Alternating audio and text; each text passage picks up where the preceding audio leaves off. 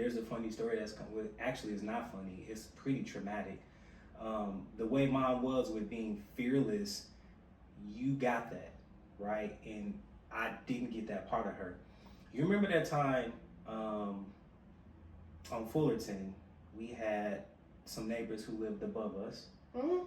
And I won't say this person's name because I don't know where they are in the world, but you know, she went toe to toe with this neighbor who threatened to shoot her. Like, he literally had. No, I don't remember that. I remember who you're talking about because it was. Yeah. I was scared of them. They lived on top of us. We lived in a flat. Growing up, you know, our last house was a flat, so we lived on the bottom. Somebody lived above us, and then the son, the man, he was a drug dealer, and he was whatever. But yeah. But so, the funny thing is then he started calling her mom. Like, he started respecting her. But I didn't know that there was this showdown. So I can't remember how old I was, but man, I was so terrified. It was this one, you know, feeling of I need to protect my mom in this moment, and then there was another feeling of how did you get up there to see that? Like, what the hell am I gonna do? So it happened outside on the side of the house. I was not okay. It happened outside. I don't know where I was, but yeah. So I forget exactly what went down, but mom stood like literally face to face, like as far as we are apart from each other, and this guy had a gun in his hands. Like, she's like, I dare you to shoot me. Lord. And I lost it. I'm like, oh no. But yeah, to your point, that strength, some people will call it foolishness, whatever, call it what you want, but my mom wasn't gonna back down from anything, any fight. She was fearless, but that caused that individual as well as the family members of that individual to, you know, respect her. Yeah, I remember them looking out for us, so that's interesting. So this might sound like a contradiction. So yes, she was fearless, I feel, when it came to protecting us. Mm-hmm. But I feel she wasn't fearless for herself. Oh, she didn't believe in herself as much as she believed in us and protected us. She didn't protect herself as much as she. So I learned two things. Yes, independent, I'm gonna get it because I have to from her. But I also have had to understand that on a lot of levels, mom was a people pleaser, and she did not stand up for herself sometimes with close family individuals and things like that. She was a lover at the end of the day. But yes, in the face of danger or in the face of, she always told she would kill for us. She didn't play about us, and I believed her.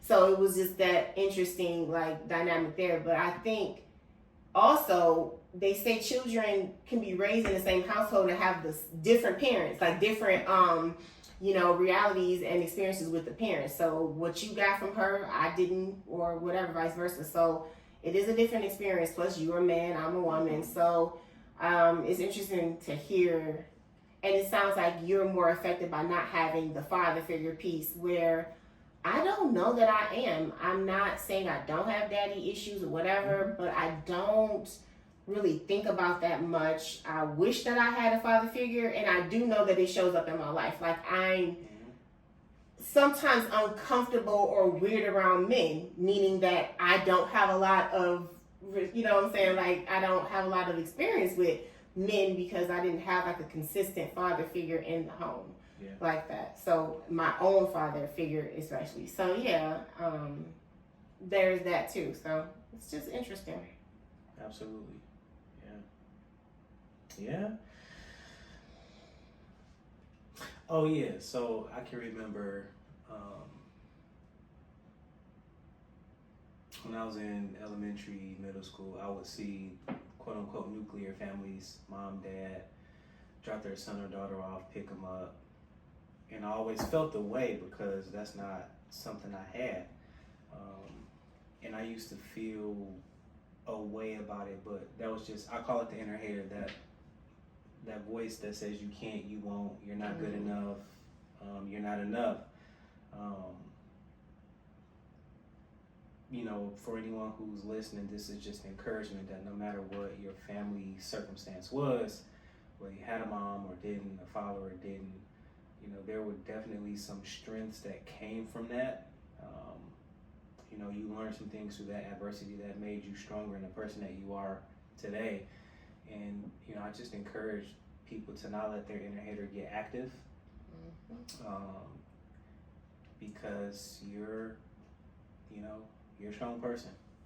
You can persevere through it. For me, I would have to agree. There are times where I wish I had a different upbringing. I wish that I had my mom, who, by the way, our mom is no longer living. I don't know that we mentioned that in the beginning of the talk. Our mom is no longer living. She passed away in 2009. Yeah.